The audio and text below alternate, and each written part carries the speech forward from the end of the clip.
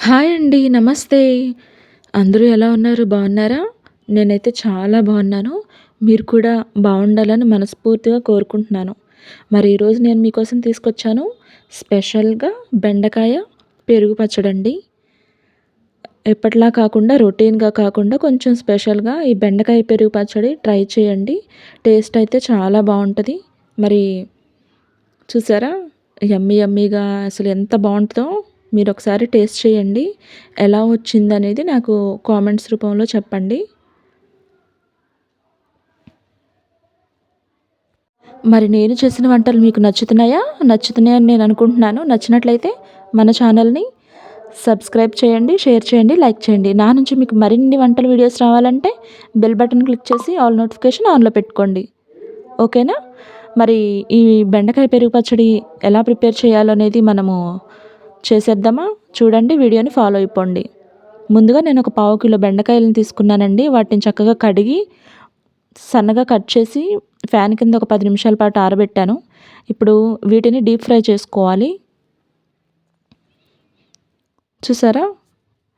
ఈ బెండకాయలకి తడి ఉంటే ఏమవుతుందంటే బంకలుగా సాగుతాయండి. కాబట్టి మీరు ఒక క్లాత్‌తో క్లీన్ చేసేసి చక్కగా ఫ్యాన్ కింద ఆరబెట్టాలి. చూసారా? ఇలా డీప్ ఫ్రై చేసుకోవాలి. ఇలా చేసుకోవాలండి. చేసేసి చక్కగా మనం పక్కన పెట్టేద్దాము. ఇప్పుడు వేరే ఒక బాండీలో కొంచెం ఆయిల్ వేసి పోపులు వేసుకోవాలి. ఆవాలు, పచ్చెనపప్పు, కొంచెం జీలకర్ర అండ్ కొంచెం కరివేపాకు, 2 పచ్చిమిర్చి అండ్ ఒక 4 ఎండుమిర్చి. ఓకేనా? ఇవి మాత్రమే వేసుకొని చక్కగా కొంచెం ఫ్రై చేసుకోవాలి.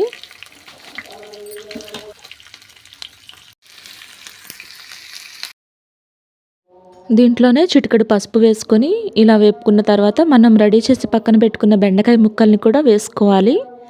దీంట్లోనే మీకు రుచికి సరిపడా సాల్ట్ వేసుకోవాలండి. వేసుకున్న తర్వాత ఒక 5, 6 నిమిషాల పాటు చక్కగా వేపుకోవాలి. ఇలా వేపుకున్నట్లయితే ఈ సాల్ట్ అనేది బెండకాయ ముక్కలకి పడుతుంది చక్కగా.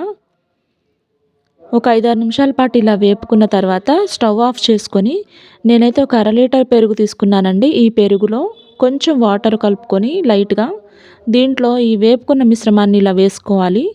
మీకు ముందుగా వేసిన సాల్ట్ సరిపోకపోతే మళ్ళీ ఇప్పుడు వేసుకోవచ్చు కొంచెం. చూసారా? ఇలా మొత్తం చక్కగా ఇలా మిక్స్ చేయాలి.